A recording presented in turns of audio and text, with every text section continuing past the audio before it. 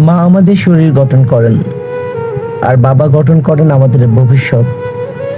মায়ের গর্ভে 9 মাসের আশ্রয়, আর বাবার কাছে চেপে দিলাম বছর পর বছর।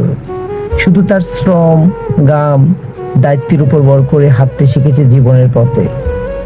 মা প্রতিদিন বিনা বেতনে রান্না করে কাজ করেন, আর বাবা মাসের শেষ কয়েনটাও আমাদের হাসির জন্য খরচ করে দেন। তবুও ভালোবাসার প্রকাশে মা যেন রঙিন আকাশ, আর বাবা হন সেই নীরব বাতাস যার অস্তিত্ব টের পাই তখনই যখন তিনি একটু কম থাকেন। মা আমাদের প্রিয় খাবার নিজের হাতে রান্না করেন, আর বাবা দোকান ঘুরে ঘুরে সেটা খুঁজে এনে দেন, কিন্তু কৃতিত্বটুকু দেন মায়ের হাতে। মায়ের ভালোবাসা চোখে পড়ে, বাবারা ভালোবাসা থাকে মাটির নিচে শিকড় হয়ে, যা না দেখলেও বোঝা যায়। তার কারণেই আমরা শক্ত হয়ে দাঁড়িয়ে আছি। ফোনে কথা বলার সময় প্রথমে মায়ের খোঁজ নেই, মায়ের কাঁধে কাঁদতে পারি, কিন্তু বাবা কেবল দরজার কাছে দাঁড়িয়ে থাকেন। চোখে হয়তো হাজার কথা, মুখে কোনো শব্দ নেই। সন্তান কষ্ট পেলে তিনিও কষ্ট পান, কিন্তু কষ্টের ভাষা কখনো শিখাননি তিনি। মায়ের আলমারিতে আছে রঙিন শাড়ি, বাচ্চাদের জামার আলমারি সাজানো, আর বাবার আলমারিতে সেই পুরনো কিছু জামা, যা কিনতে গিয়ে তিনি নিজের নতুন কিছু চাওয়া ভুলে গেছেন।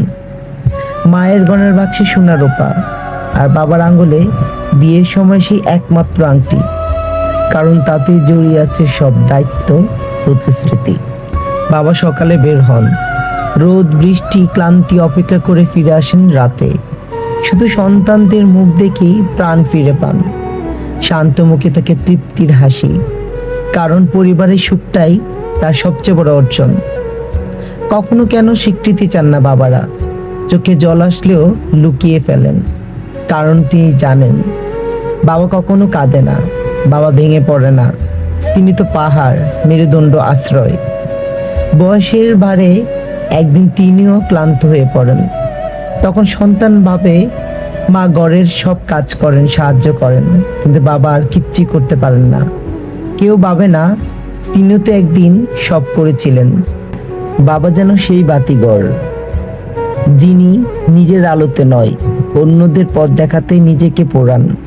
তাই বলি, বাবা পিছিয়ে থাকেন না, তিনি সামনে আসেন না, কারণ তিনি জানেন ভালোবাসার প্রমাণে নয়, দায়িত্বে প্রকাশ পায়।